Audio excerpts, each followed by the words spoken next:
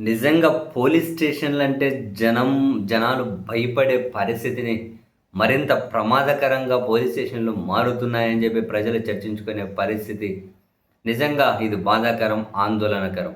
తాజాగా చూసాం ఇప్పుడు ఇంకా సాయికృష్ణ లాకప్ డెత్ కేసు అనేటివి మర్చిపోకముందే మధ్యలో ఇప్పుడు శ్రీ పొట్టి శ్రీరాములు నెల్లూరు జిల్లా మనుబోలు పోలీస్ స్టేషన్.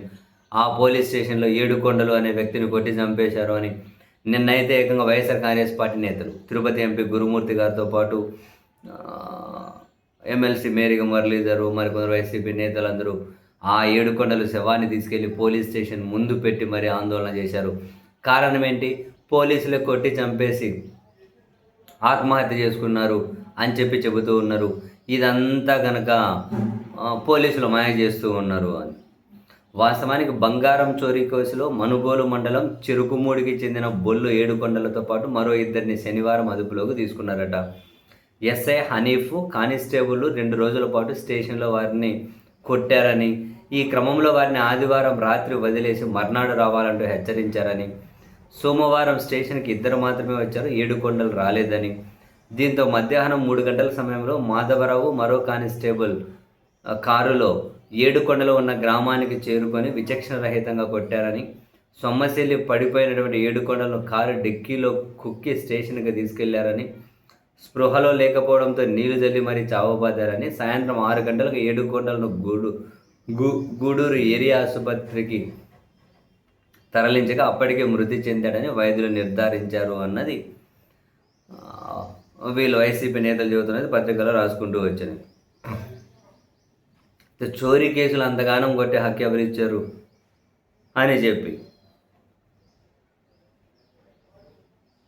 అయితే ఎస్పీ గారు మీడియాతో మాట్లాడుతూ చెప్పారట, ఇది లాకప్ డెత్ కేసు కాదు అని. మరి ఎలా చనిపోయారు అన్న ప్రశ్నకు పోలీసుల దగ్గర సమాధానం లేదట. అంటే కొట్టి చంపే అధికారం ఎవరిచ్చారు పోలీసులకు అనేది వైసీపీ నేతల ప్రశ్న. కానీ గడ్డి మందు తాగి చనిపోయాడు అని చెప్పి పోలీసులు వాళ్ళ కుటుంబ సభ్యులకు అతను వాళ్ళ సోదరుడికి ఫోన్ చేసి చెప్పారట. గడ్డి మందు తాగి పొలాల్లో చనిపోయాడని, ఆసుపత్రికి వచ్చి సంతకాలు పెట్టాలని చెప్పారట. పోలీసుల అదుపులో ఉన్నటువంటి వ్యక్తి గడ్డి మందు తాగి పొలాల్లో ఎలా చనిపోతారు అన్నది కుటుంబ సభ్యుల ప్రశ్నే. ఆ మేరకు పోలీస్ స్టేషన్ దగ్గర ఆందోళనలు కూడా దిగారు. కొట్టి చంపేసి గడ్డి మందు తాగుతున్నాడని అబద్ధాలు చెబుతూ ఉన్నారు. మామూలుగా అయితే మరి అటువంటప్పుడు శవ పంచనామా నిర్వహిస్తారు కదా, మరి అది నిర్వహించలేదా? ఏడుకొండల విషయంలో శవ పంచనామా నిర్వహించలేదట. అసలు గడ్డి మందు తాగినట్లు ఆనవాళ్ళు కూడా లేవట. అసలు పోలీసుల అదుపులో ఉన్న వ్యక్తి ఆసుపత్రిలో శవంగా తేలడం ఏంటి? పొలాల్లో గడ్డి మందు తాగి చనిపోయాడని చెప్పి పొలాల్లో గడ్డి మందు తాగి చనిపోతే పోలీసులకు ఎట్లా తెలిసింది? ఏమో ఇవన్నీ మనకు తెలియదు.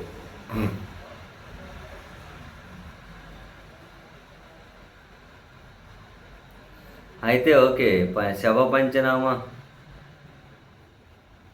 విఆర్ఓ ద్వారా ఫిర్యాదు తీసుకొని శవ పంచనామా నిర్వహించి పోస్ట్ మార్టంగా తరలించాలట. బట్ ఆ ప్రాసెస్ జరగలేదట ఏడుకొండల విషయంలో.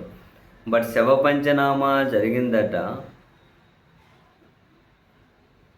సాయంత్రం 6 గంటల 15 నిమిషాలకు గూడూరు ఏరియా ఆసుపత్రికి తరలిస్తే మృతి చెందాడని డాక్టర్ చెప్పినట్టు శవ పంచనామా రిపోర్ట్లో పొందుపరిచారట. మృతుడి శరీరంపై ఎలాంటి గాయాలు లేవని పేర్కొన్నారట.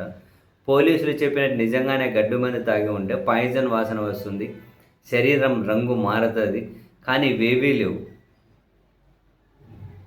2 కానిస్టేబుల్ ఆసుపత్రికి తీసుకెళ్లారట. ఆయన అపస్మారక స్థితిలో ఎక్కడ ఉండగా ఆసుపత్రికి తీసుకెళ్లారనే విషయం ఆ పంచనామా రిపోర్ట్లో లేదట.